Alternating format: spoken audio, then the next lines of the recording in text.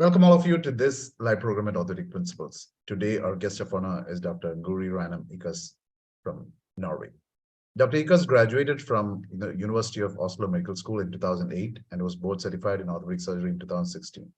She's been involved in sports medicine since 2011, initially focusing on soccer and cycling, and since 2015, she's been the physician for the Norwegian ski jumping teams. She's been a Norwegian Olympic team physician at the 2018 and 2022 Olympics.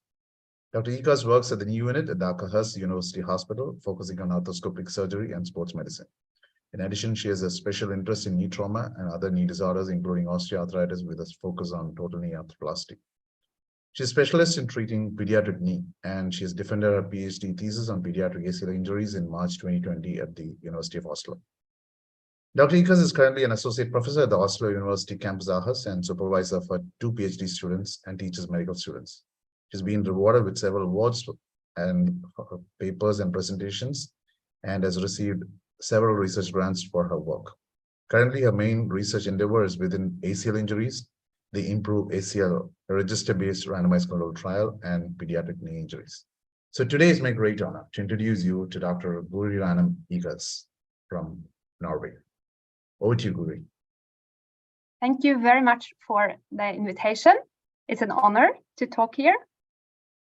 And today I'm going to talk about the discoid meniscus, epidemiology, diagnosis, and management. But first, a little bit about myself. So I'm sitting here today. I work here in Oslo, Norway. This is my hospital, Akershus University Hospital, and I'm working in the knee unit, which means I'm working with pediatric and adult knee trauma and chronic and degenerative knee conditions.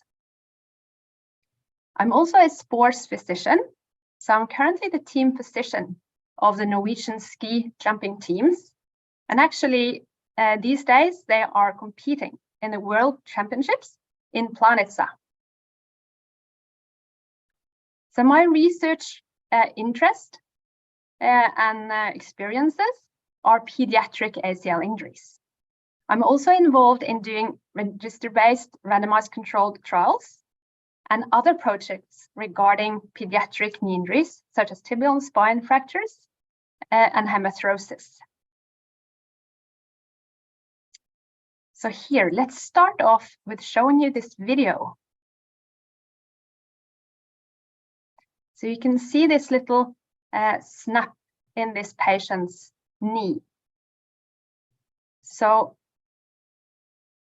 the agenda today is to talk about the diagnosis and incidence, consequences of having a discoid meniscus, symptoms and signs, risk factors, and management, surgery, the evidence we have for treating these conditions, prognosis for the patient.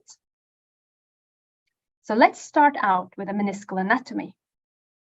So we have the medial and the lateral meniscus, and discoid meniscus is mainly on the lateral side. And the lateral meniscus has more motion when we extend and flex the knee compared to the medial meniscus. So it moves on the tibial plateau. And the blood supply to the meniscus is special.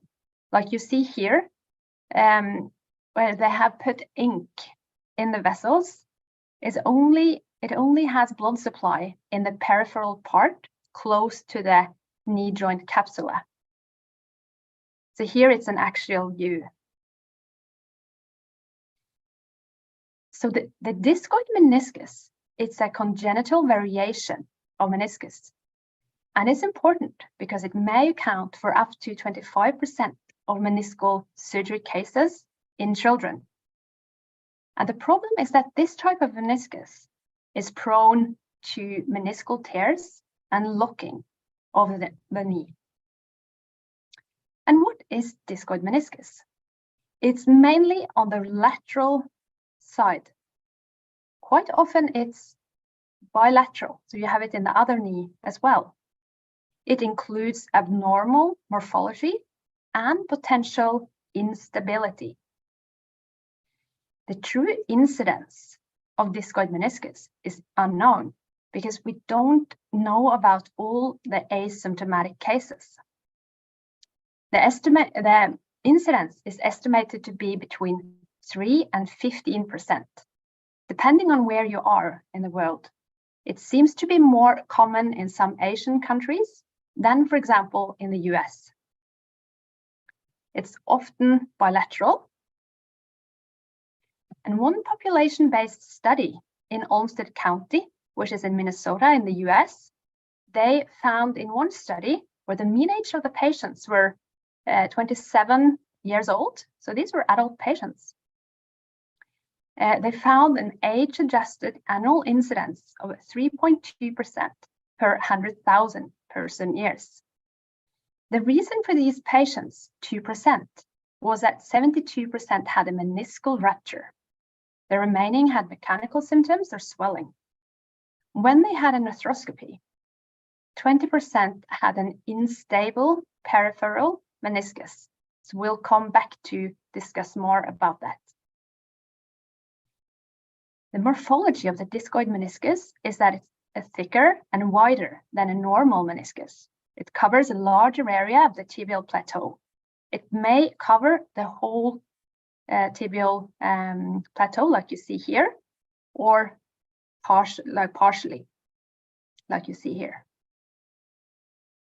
And a discoid meniscus may be unstable, and it even looked normal, but it may be unstable due to the lack of normal attachment to the joint capsula and the tibia. So the area where it's unstable and has this abnormal attachment or no attachment, it could be anteriorly, it could be posteriorly, and it's a special type that's defined called a Risberg type. And that's where the only posterior fixation is the Risberg ligament, which goes from the lateral meniscal root, crosses behind the PCL, and attaches to the medial femoral condyle, or in the mid portion. The discoid meniscus structure shows that it has lead blood supply, and it has fewer collagen fibers with a more disorganized orientation in the meniscal tissue, which increases the risk of rupture. It's very common to have this mucoid degeneration in the center, like a horizontal tear, like you see here. The most common classification used for discoid meniscus is the Watanabe classification from 1969, and it's based on arthroscopy findings, based on morphology and stability. Type 1 is defined as a stable meniscus, but it's complete. It covers the entire tibial plateau. Type 2 is also stable, but it's a partial discoid meniscus. Type 3 is unstable. It may look normal, but it's really the Risberg type that was originally described. So this type of classification, it's sort of, it doesn't take into account the other instabilities that may occur in these patients. So we'll come back to that.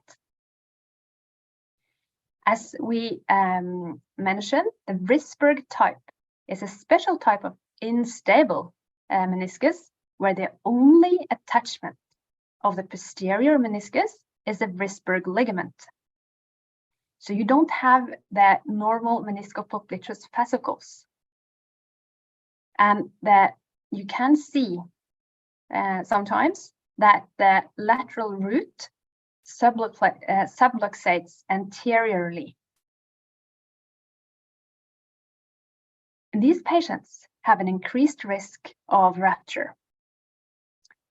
Because it's thicker and it has an increased width, the meniscus tissue has reduced quality, with a different collagen orientation, the reduced vascularity, and the tendency to mucoid degeneration. Also, the meniscus may be more unstable. One study describes a increased risk times 30. You can see here on the sagittal MRI image that this is a complete discoid meniscus with a rupture and a posterior shift.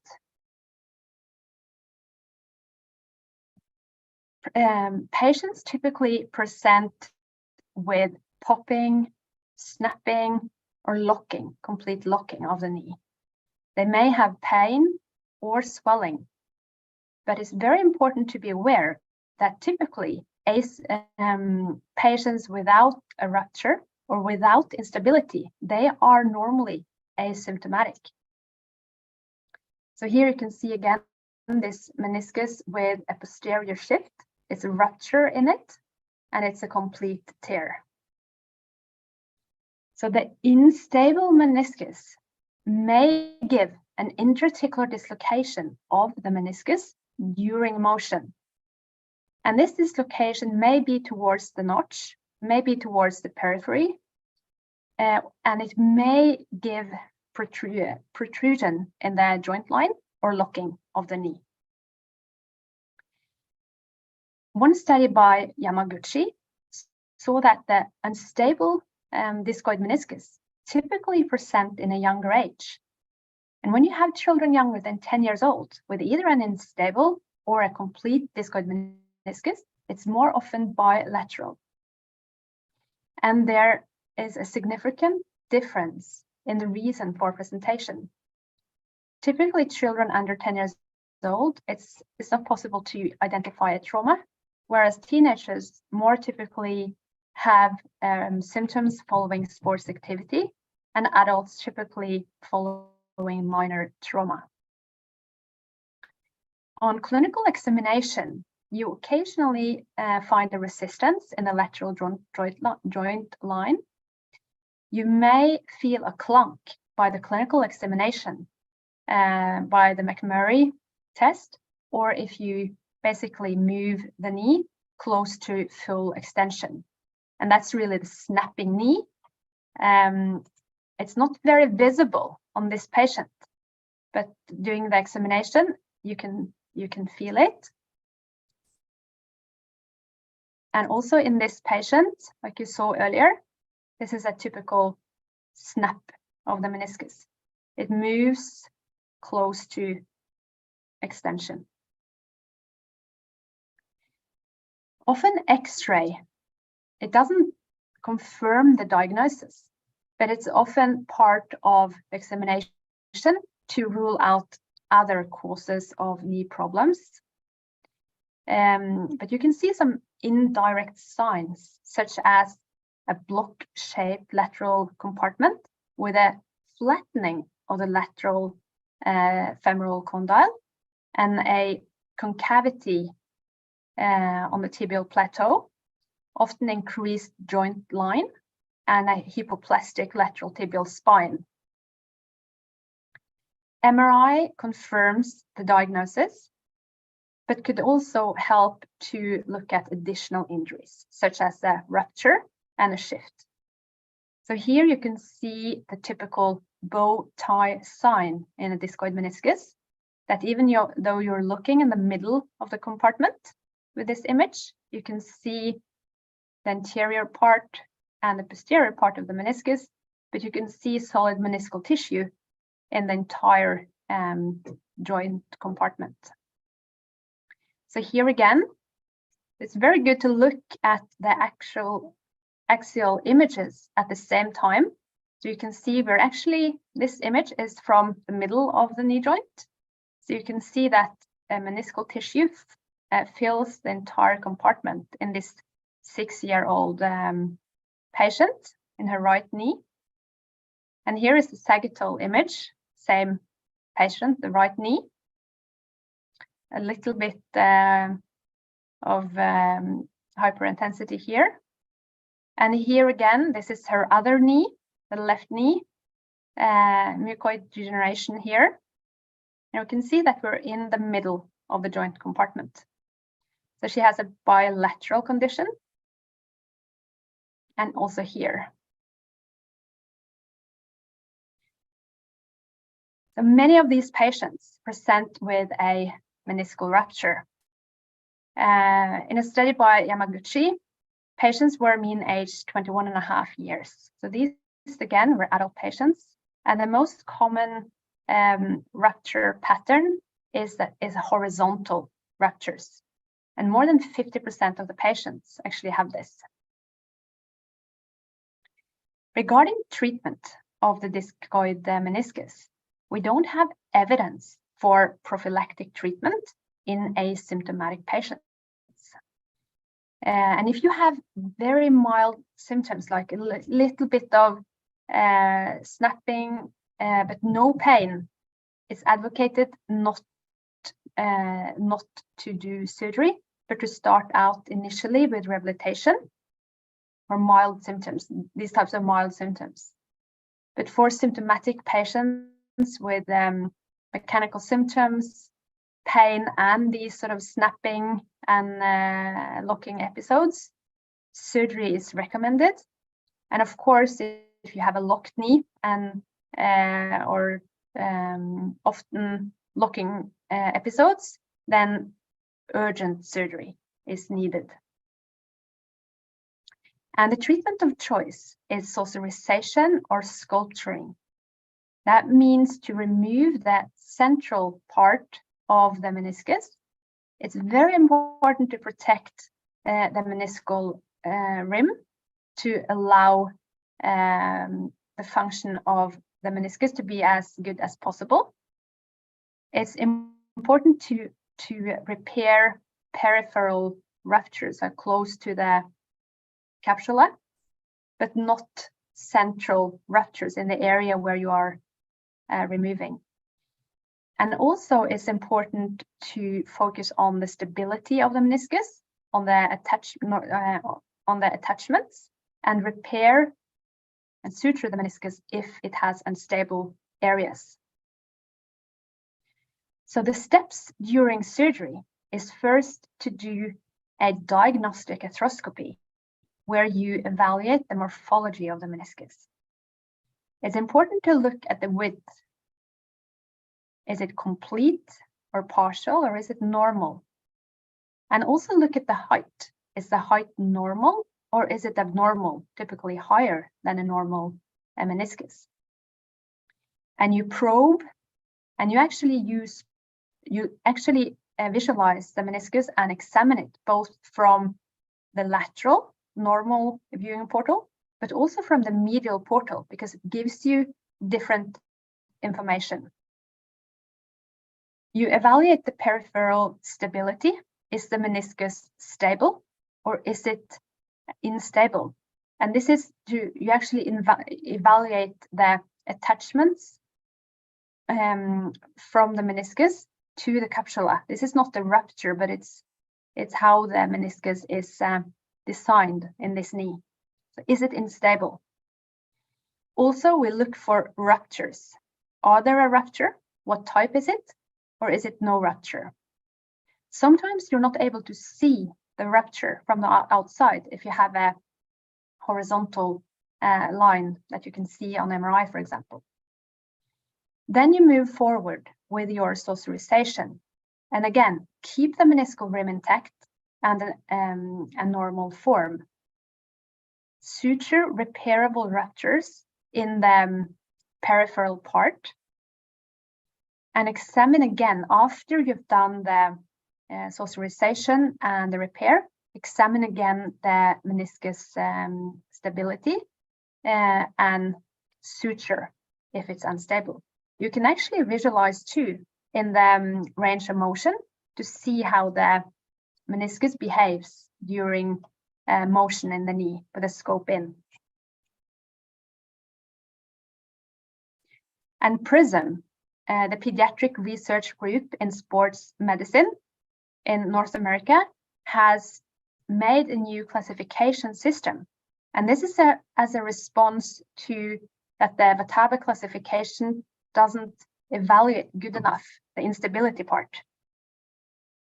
So it's evaluate the width, the height, instability, the tear type, and location. So to illustrate with a case, this is a 40-year-old construction worker, and he had daily locking episodes. He had POP on meniscal testing, and MRI demonstrated a ruptured discoid meniscus and some degeneration. So you can see here, again, he had, here you can see a complete discoid meniscus. And this was how it looked inside his knee. It was a rupture behind here, and it was had doubled up on top of each other. Start centrally and work your way, but keep the meniscal rim and the root attachments. It's very important, especially in the young patients. Do not take too much of the meniscus. It's better to take too little than too much. And do not harm the root attachments. Postoperatively, if you do sculpturing without the suture, the patient can weight bear as tolerated. If you do suture as well, we advocate 6 weeks partial weight bearing with crutches, and orthosis may be used, but we don't have any evidence on this. Physiotherapy is a good idea in our practice.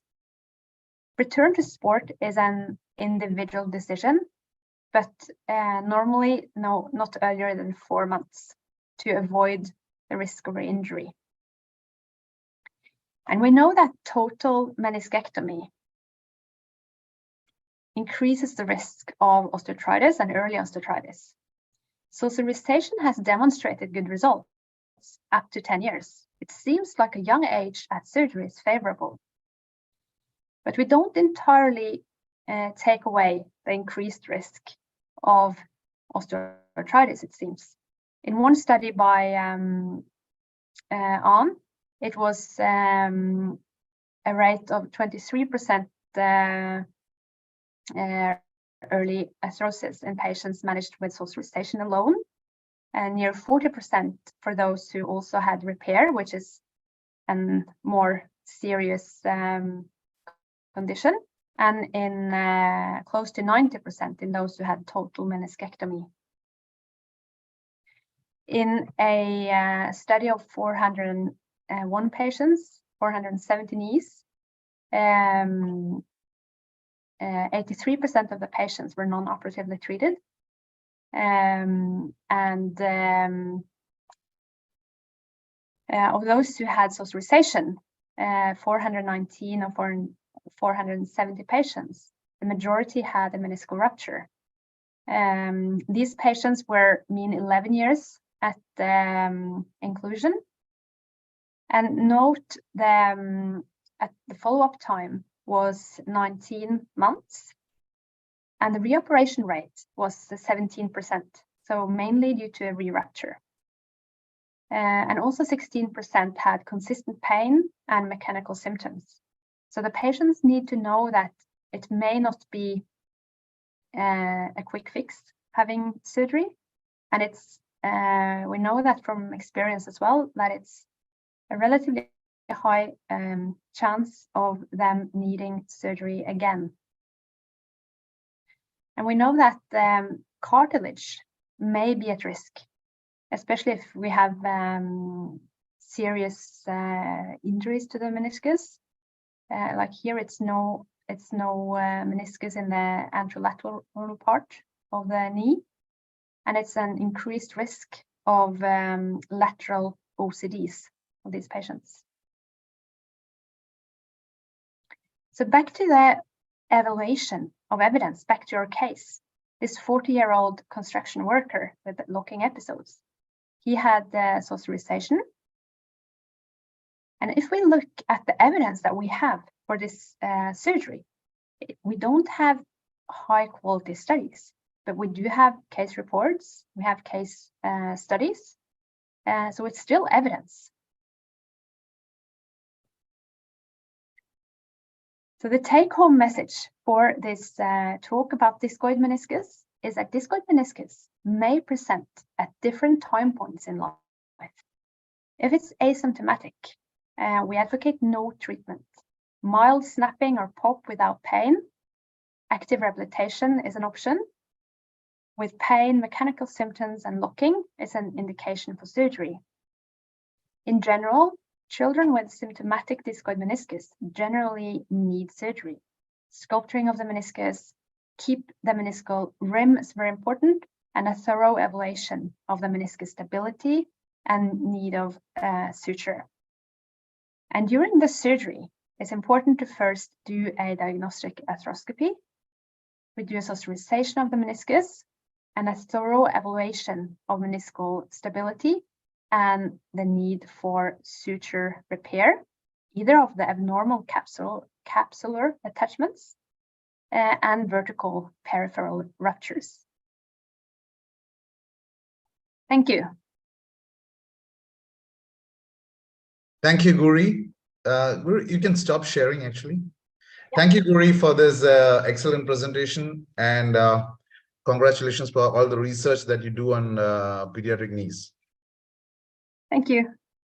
Guri, let's have a short Q&A. Yeah. Guri, suppose you encounter a bilateral meniscus, right? For example, you have operated on one knee for a symptomatic meniscus. Do you think the opposite knee is also at risk? And what is the incidence of a discoid meniscus in the opposite knee? I think definitely the meniscus is at risk. And in my experience, and I actually found, Yamaguchi actually found that in a study as well, that in young patients who present early, like if you're 6 years old, very often they tend to have it on the other side as well. I haven't seen a study on the incidence of actually needing surgery, but in my experience, it's common that they at some point will need surgery to the other side as well. Typically, if you have operated one side and is happy about the operation, it's very often that they early push towards operating the other knee as well, is my experience.